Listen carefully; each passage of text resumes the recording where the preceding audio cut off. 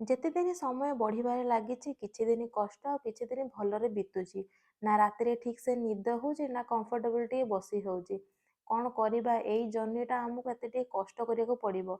ତ ଆଜି ଥିଲା ମୋର ଅଲ୍ଟ୍ରାସାଉଣ୍ଡ କରିବାରେ, ସେଥିପାଇଁ ବାବୁ ମୁଁ ବାହାରି ଗଲୁ ଆଜି ହସ୍ପିଟାଲକୁ। ତ ଏଇଟାରେ ମୋର ହେଉଛି ଥାର୍ଡ଼ ଅଲ୍ଟ୍ରାସାଉଣ୍ଡ। ତ ଥାର୍ଡ଼ ଅଲ୍ଟ୍ରାସାଉଣ୍ଡରେ ମୋର ଦୁଇଥର ଏତିକି ଅଲ୍ଟ୍ରାସାଉଣ୍ଡ ହୋଇଯାଇଛି। ଡକ୍ଟର କହିଛନ୍ତି ପୁରା ନର୍ମାଲ୍ ଅଛି, କିଛି ପ୍ରୋବ୍ଲେମ୍ ନାହିଁ। ହେଲେ ଆମକୁ ତ ପ୍ରତ୍ୟେକ 2-3 ମାସ ଯେଉଁଟା ଡକ୍ଟର ଆମକୁ କନସଲ୍ଟ କରୁଛନ୍ତି ତ ଆମକୁ ଯିବାକୁ ପଡ଼ିବ।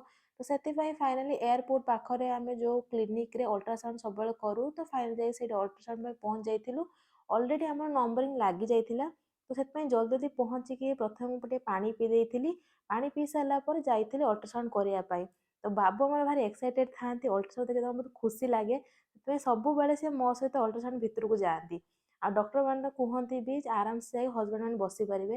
ତ ମୋ ସହିତ ଏଇ ଡକ୍ଟର ଦେଖି ସାରିଲା ପରେ ଅଲ୍ଟ୍ରାସାଉଣ୍ଡ ଫାଇନାଲି ହେଇସାରିଥିଲା। ସେଥିପାଇଁ ପାଣି ଆସିକି ପିଇ ଆମେ ରିପୋର୍ଟ ପାଇଁ କିଛି ସମୟ ଅପେକ୍ଷା କରିଥିଲୁ। ରିପୋର୍ଟ ଆଣିସାରିଲା ପରେ ଫାଇନାଲି ଆମେ ହସ୍ପିଟାଲ ଯାଇ ପହଞ୍ଚିଥିଲୁ ଡକ୍ଟରଙ୍କୁ ଦେଖେଇବା ପାଇଁ। ତ ଡେଲିକା ଆମର ରହୁଛି ରୁଟିନ୍ ଚେକଅପ୍, ତ ସେଇଟା ମନ୍ଥଲି ରହିବ। ତ ସେଥିପାଇଁ ଫାଇନାଲି ପହଞ୍ଚିଥିଲୁ।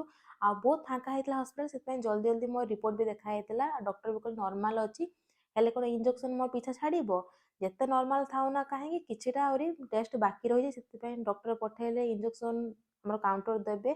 କିଛି ବ୍ଲଡ଼ ଟେଷ୍ଟ କରିବାର ଅଛି, ତ ସେଥିପାଇଁ ଲାଗି ପଡ଼ିଲି ସେ ବ୍ଲଡ଼ ଟେଷ୍ଟ କରିବା ପାଇଁ। ଜୀବନରେ ମୁଁ କେତେ ଇଞ୍ଜେକ୍ସନ୍ ଏବେ ନେଇନଥିଲି ଯେତିକି ପ୍ରେଗନେନ୍ସି ଜର୍ଣ୍ଣିରେ ଇଞ୍ଜେକ୍ସନ୍ ନେବାକୁ ପଡ଼ୁଛି। କ'ଣ କରିବା, ଏ ଜର୍ଣ୍ଣି ତ ଆମକୁ ସେଫ୍ଲି ନେବାକୁ ପଡ଼ିବ। ତ ସବୁ କାମ ସରିସାରିଲା ପରେ ବାବୁ ଆମର ଟିକେ ପଇଡ଼ ପାଣି ପେଇ ଦେଇଥିଲେ।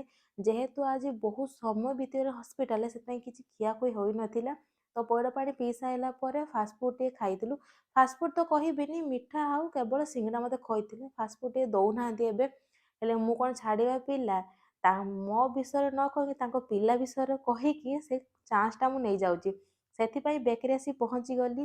ଆଉ ମୋତେ ଲାଗୁଛି ବେଷ୍ଟ ଜର୍ଣ୍ଣି ହେଉଛି ଏଇ ପ୍ରେଗନେନ୍ସି ଜର୍ଣ୍ଣି। ବିନା ମାଗିବା ଦ୍ୱାରା ଆପଣ ଦେଖନ୍ତୁ କେତେ ଖାଇବା